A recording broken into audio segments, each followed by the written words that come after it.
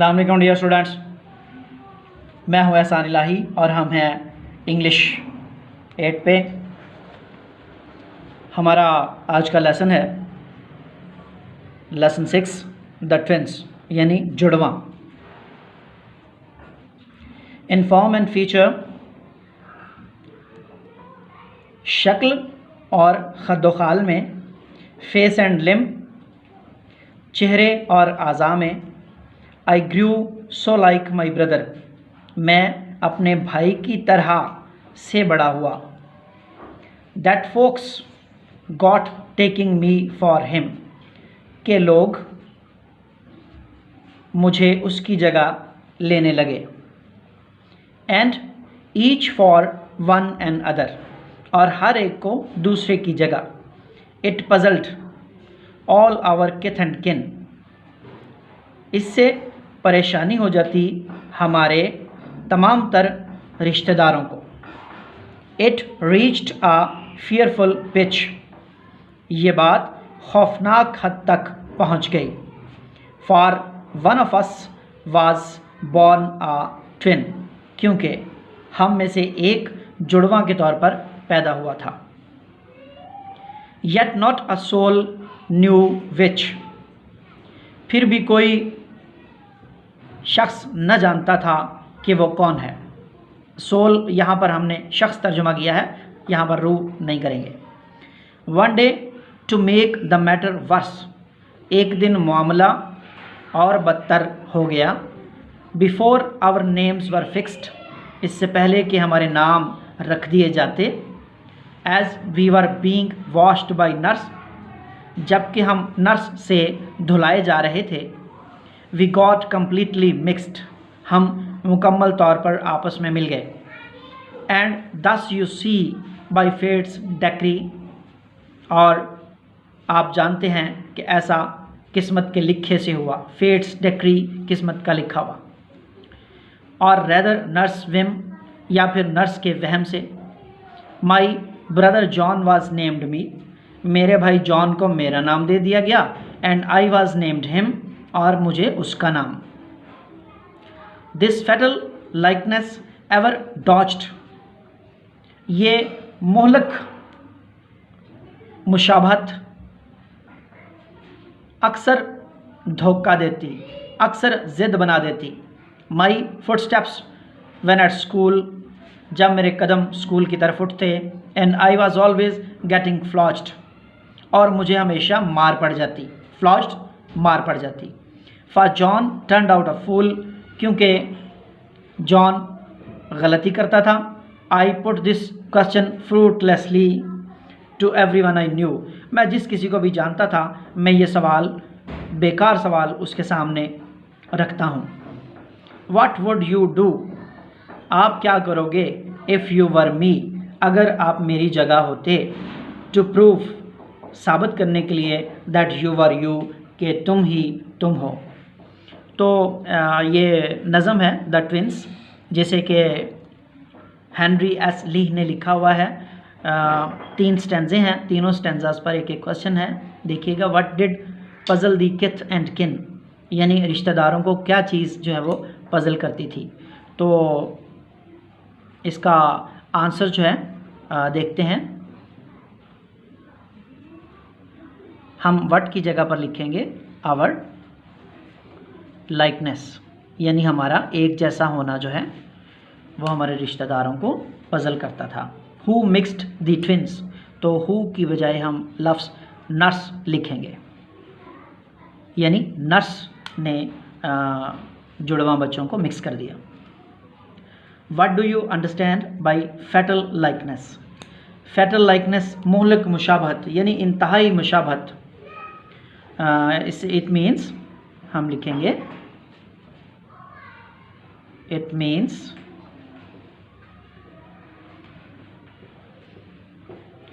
Totally resemblance,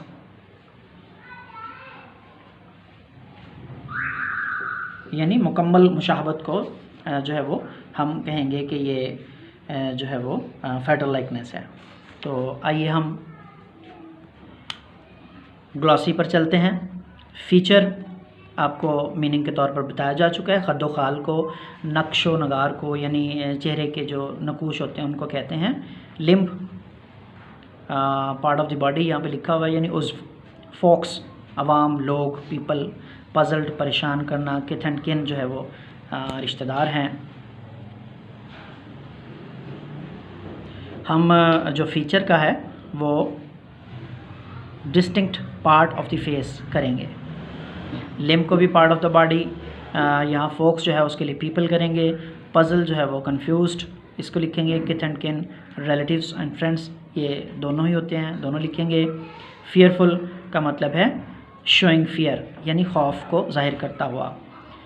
pitch, degree of Highness और लोनेस of tone, यानी आवाज़ की बुलंदी या कमी को हम पिच कहते हैं, लेकिन इस नज़म में ये हद के तौर पर लफ्ज़ इस्तेमाल हुआ है।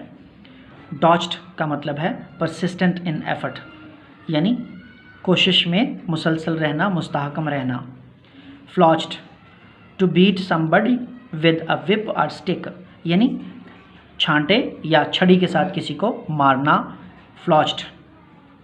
फ्रूटलेसली, विदाउट रिजल्ट्स, यानी एक ऐसी चीज़ जिसका कोई रिज़ल्ट ना निकले।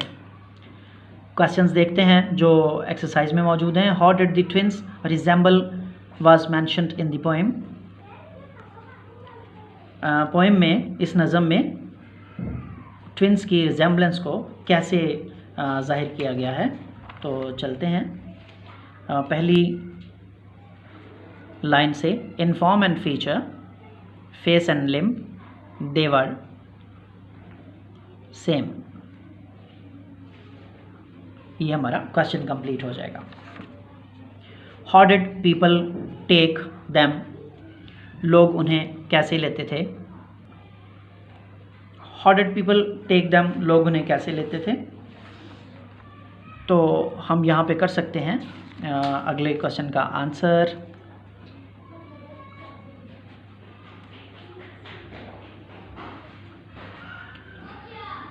यानी चलें यही हम आंसर लिखते हैं। They took him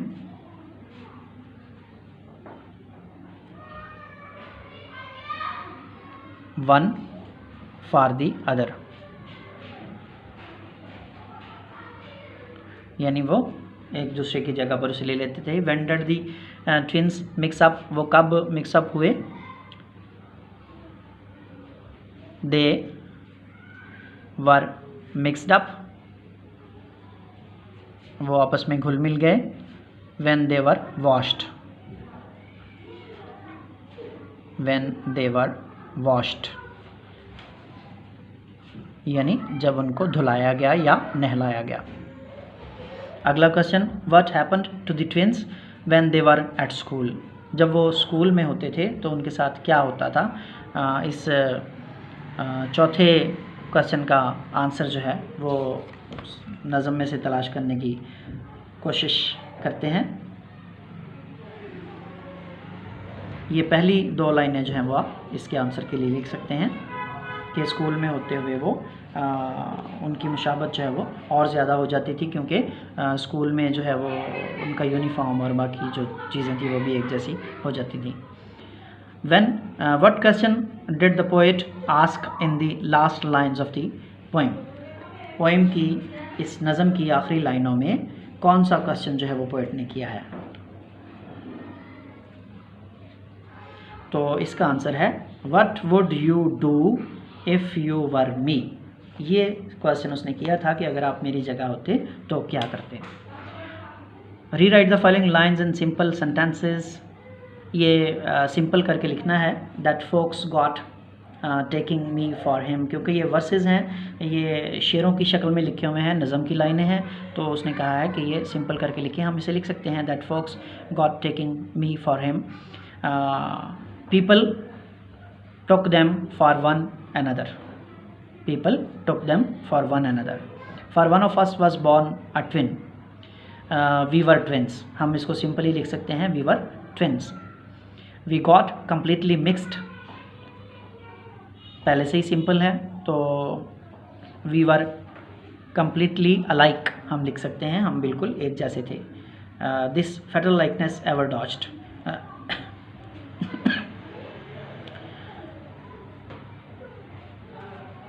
Their likeness was dodged, and I was always getting flogged. One was beaten by the folly of the other, यानी दूसरे की गलती से एक को सज़ा मिल जाती थी. Fill in each blank with the right word from the two given in brackets. Bracket में दो लफ्ज़ दिए हुए हैं और हमने उनमें से एक लफ्ज़ जो है वो चुनना है. तो ये पेयर ऑफ वर्ड्स की तरह से आप इन लफ्ज़ों को जो है वो ले सकते हैं. यानी जैसे पहले में पेल और जो पेल है वो लिखा हुआ है, तो हम ये जानने की कोशिश करेंगे कि ये जो पेल है वो कौन सा यहाँ पर जो है वो लगना है. यू लुक रेदर पेल, ये पहले वाला जो लफ्ज़ है. आरंट यू फीलिंग वेल, यानी तुम पीले दिखाई देते हो. तो ऑब्वियसली जो दूसरा लफ्ज़ है वो दूसरी लाइन में लगेगा. इसका मतलब होता है बाल्टी यानी पानी का बर्तन. आई हैव रेड थ्रू, पहला लफ्ज़ पहली लाइन में लगेगा, यानी मैंने न्यूज़पेपर्स के थ्रू पढ़ा है. The boy through the ball, यानी लड़के ने मेरी तरफ बॉल फेंका, तो दूसरे का मतलब है फेंकना. होल, पहले का मतलब है मुकम्मल और दूसरे का मतलब है सुराख. ऑन द होल, मुकम्मल तौर पर. और there is a hole in my shoe, मेरे जूते में एक सुराख है. The headmaster will not accept, ये लफ्ज़ पहली जगह पर लगना है. और I have seen all important cities in except Quetta, तो दूसरी जगह पर एक्सेप्ट लगेगा. याद रखिए मैं उन लफ्ज़ों को अंडरलाइन किया हुआ है जो पहली जगह पर जो हैं वो लगेंगे, यानी पहली स्पेस में, पहली फिल इन द ब्लैंक्स में, उन्हीं को मैं अंडरलाइन कर रहा हूँ. दूसरा ऑब्वियसली दूसरी जगह पर लगेगा. Can you see the picture ever, can you see the picture over there, यानी क्या कभी आपने वहाँ पर तस्वीर देखी है. Mother gave me a piece of cake, ये पीस टुकड़े के लिए इस्तेमाल होता है, जो पहली जगह पर लगेगा. दूसरे पीस का मतलब अमन है. I dash what you said, I heard, मैंने सुना आपने जो भी कहा.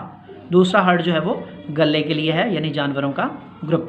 The driver applied the dash of the car, the driver applied the brake, ये पहले वाला जो ब्रेक है वो इस्तेमाल होगा. दूसरा ब्रेक जो है वो तोड़ने के लिए है, ये ग्लास के तोड़ने के लिए इस्तेमाल होगा. They arrived there an hour later, ये घंटे के लिए इस्तेमाल होगा, यानी 1 घंटा लेट वो पहुँचे. और दूसरा आवर जो है वो हमारे के लिए इस्तेमाल होता है. माई सिस्टर वाज सीविंग, सीना यानी मेरी बहन मेरी शर्ट सी रही थी. शी इज़ सोइंग, यानी वो बीज बो रही थी.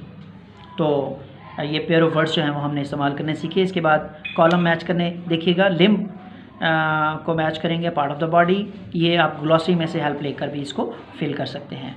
Change the voice of the following, आप जो है वो इसके जो है वो वॉइस चेंज करेंगे, यानी एक्टिव है तो पैसिव बना देंगे और पैसिव है तो उसका एक्टिव बना देंगे. जैसे पहला जो है वो हम कुछ यूँ करेंगे. Twins were being washed by the nurse, तो चूँकि बीइंग लफ्ज़ इस्तेमाल हो रहा है तो ING के साथ ये फ़िक्रा बनेगा. The nurse was washing, the nurse was washing the twins. दूसरी line, who wrote a letter, by whom, who वाले फ़िक्रे को हम by whom से बनाते हैं. by whom was the letter written, यानी ये ख़त किसने लिखा.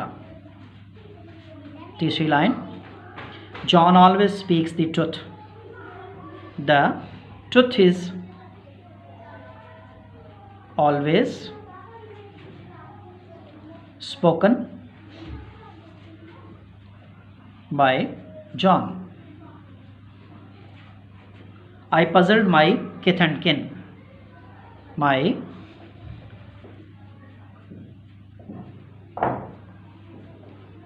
kith and kin